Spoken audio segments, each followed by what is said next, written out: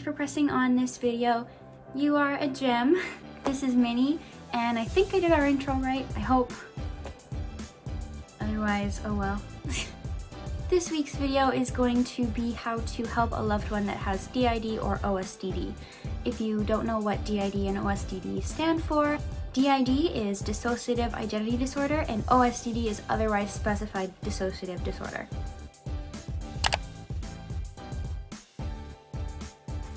The first thing you need to know is that DID and OSDD are real disorders. The first documented case of DID, then known as multiple personality disorder, was a woman back in 1811 called Mary Reynolds. The disorder is and has been in the DSMs, which are books that doctors and mental health professionals use to diagnose mental health disorders.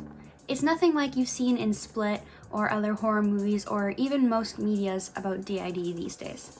This one should be obvious, but I guess it's not to everyone, but we don't shapeshift when we switch. DID or OSDD doesn't make us superhuman. We can't, grow more muscles or thicker skin. It's not possible.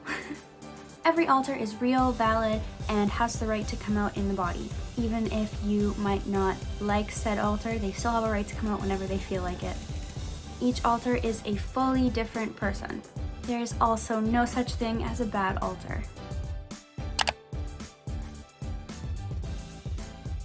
Do not ask a system about their trauma. I feel like this should just be so obvious, but a lot of people ask, so don't do it. Don't ask about a system's trauma. It's not your business, and if they were comfortable enough to tell you, then they would. Let them know you're open to let them vent about it or anything else that they might need to vent about, and then give them time to decide if they want to tell you or not. Unless it's little things like you need to eat today or you should have some water, try to avoid telling a system what to do in order to heal. If you're not a trained professional, don't try to take on their healing. While on this topic, please do not pressure or encourage a system to fully integrate or become one person, especially if they have expressed the desire not to do this. It's not your choice or your business or your concern. Try to avoid making alters feel uncomfortable or unwanted by asking for a different alter.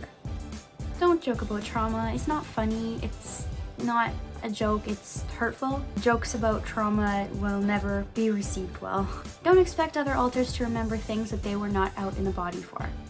People with DID especially have amnesia, so they probably won't remember things, and you need to know that and remember that. Do not ask the host to suppress their alters. Just don't do it. Don't invalidate the system by saying things like, DID or OSDD isn't real. You can't have DID or OSDD. I don't believe you have DID or OSDD.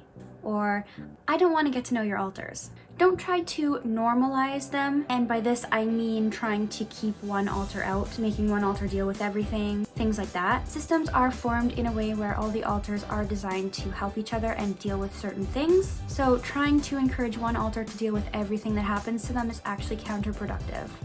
Don't play with the system's exaggerated startle response. This is another one that I feel like needs to just be obvious, or should be obvious but isn't obvious for some reason. Don't try to startle them. You may think it's funny or amusing to make people with exaggerated startle responses jump because their reactions can be very dramatic or extreme, but it isn't funny for that person at all. It can be very upsetting and triggering for sure. Don't force a switch unless it is an emergency or you have prior permission. It's vulnerable and it's scary. For example, if there is yelling, Delilah will come out, and that's a negative trigger for her, so she will be very distressed and ready to fight. So it's just, it's never good to do. Even if it's a positive trigger, it's not good practice to try to force a switch ever. Don't panic if there is a switch, a flashback, a dissociative state, anxiety attack, or sensory overload. This can definitely make it worse for the system.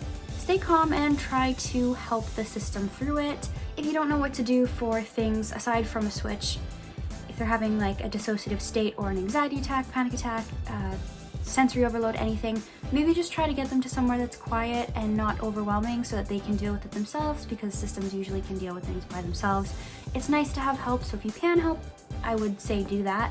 But yeah, try to get them somewhere quieter and then they can figure it out on their own.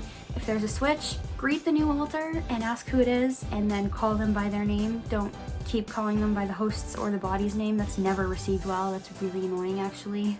So don't do it. Obviously it's understood if we're around people that don't know about the DID, but like if it's like safe to do so, then I don't think there's any reason to not call me by my own name.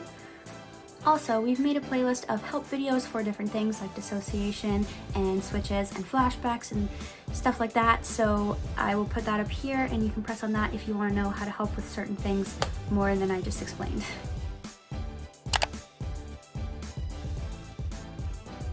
Be open-minded and listen to the system. Validate the existence of their alters. Ask the system who's out or who you're hanging out with every time you greet the system. This one is really, really appreciated. It's very validating. Please do this. When it's safe to do so, of course. If you're around people that don't know about the DID, don't do that. But respect each alter's privacy.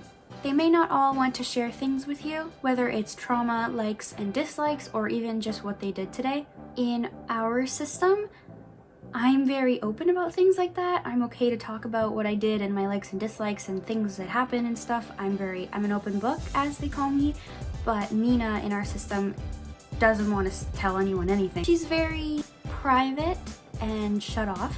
If you ask her, what'd you do today? She'll be like, none of your business. I mean, she doesn't sound like that, but you get it.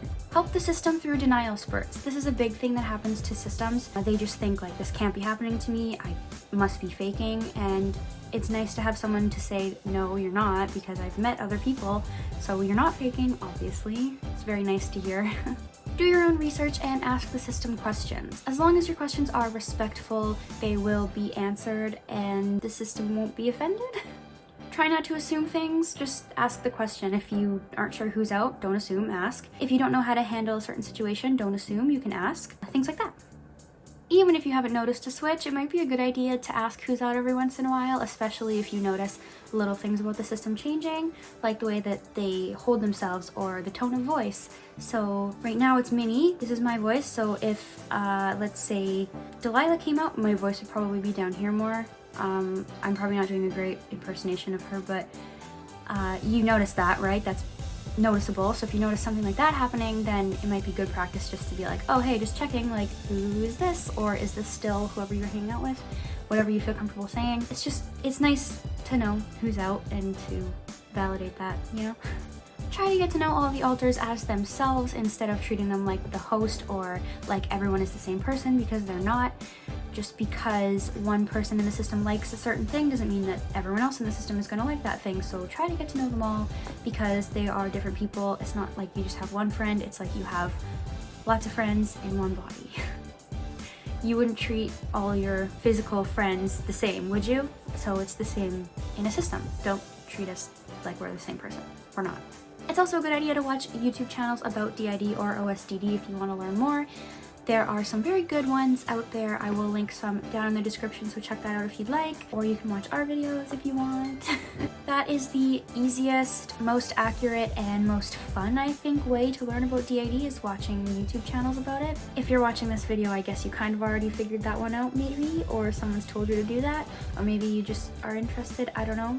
Systems are normal people, so you just treat them as such. Nobody really wants special treatment aside from being called by our own names instead of like host or body's name. Like, that's the only special treatment really that we want.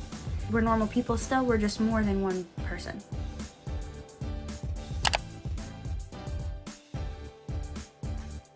All systems are different. You'll probably have different relationships with all of the different alters within a system. You need to respect that and respect them, because not all of them are gonna like you, and that's okay, because you wouldn't go into a room of like 15 people and expect all 15 people to like you, right? Probably not. So it's the same with the system. Don't take it personally, it's just a thing.